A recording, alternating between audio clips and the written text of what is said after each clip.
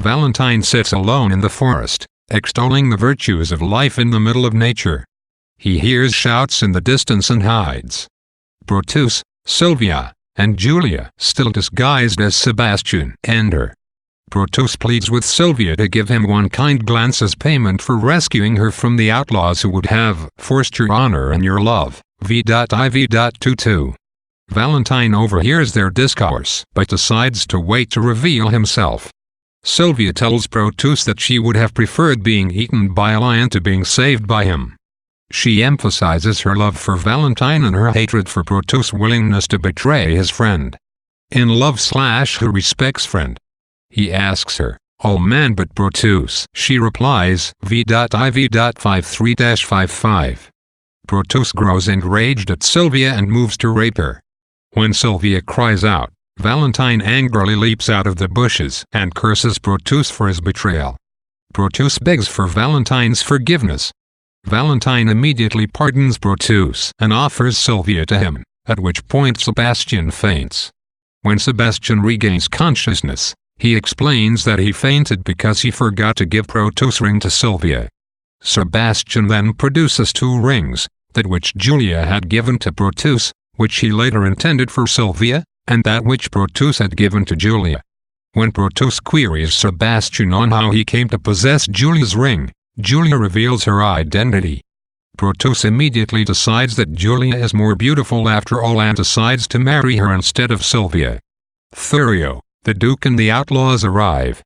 Thurio claims Sylvia as his, but Valentine threatens to kill him if he touches her. Thurio confesses that he doesn't really love Sylvia, and that it would be stupid to be killed for someone he doesn't love. The Duke tells Thurio that he is a degenerate, and applauds Valentine's noble behavior. By the honor of my ancestry/I do applaud thy spirit, Sir Valentine, /thou art a gentleman, and well derived. V.I.V.136-143. The Duke grants Valentine's request for clemency for his band of gentlemanly outlaws, and Valentine decrees that both couples should be married on the same day. Sylvia demonstrates a religious zeal in her reprimand of Brutus for betraying Valentine and Julia. Thou hast no faith left now, unless thou (DST2) and that's far worse than none. Better have none than plural faith, which is too much by one, thou counterfeit to thy true friend, she scolds. V.I.V.50-53. Her speech rings with an endorsement of monotheism, in which one devotes oneself to a single God and simultaneously condemns heathen polytheistic religions. Sylvia's language thus implies that the individual's fidelity in romantic relationships is as important as one's commitment to God, and breaking that fidelity is therefore comparable to a mortal sin. The greenwood serves again as the locus of non-traditional social structure. Despite his aristocratic birth, Thurio is toppled from the social hierarchy and replaced by Valentine. The Duke erases any previous question about Valentine's social status by renaming him Sir Valentine. V.I.V.142. One can interpret the ease with which this transformation is accomplished as a comment on the foolishness of judging individuals based on their birth. The superficiality with which language situates individuals in the social hierarchy, however, renews the question of how capable language actually is of representing truth. The conclusion of The Two Gentlemen of Verona is perhaps the least satisfying part of the play, as a puzzling wave of shallow emotions and a plague of unresolved issues make the ending seem forced.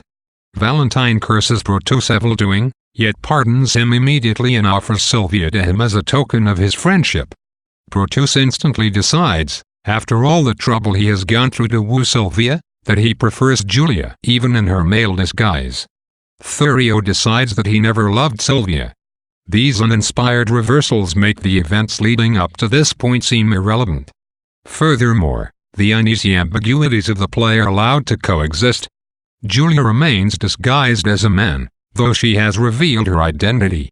Valentine shows that he doesn't care who he marries as long as Brutus isn't angry with him. Sylvia, Valentine's bride-to-be, previously so vociferous in her criticism, is silenced for the last 120 lines of the play.